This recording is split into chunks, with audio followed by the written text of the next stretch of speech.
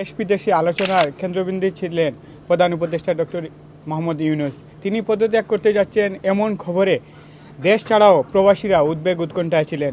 বিশেষ করে একটি মহল বলছে ডক্টর মোহাম্মদ ইউনূস দেশ ছেড়ে পালিয়ে যাবেন কিংবা সরকার থেকে পদত্যাগ করতে যাচ্ছেন।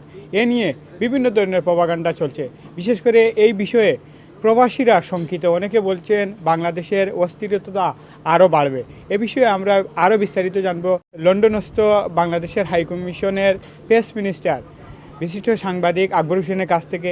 দেখুন, এখানে উৎকণ্ঠা বা অস্থিরতার কিছু নেই।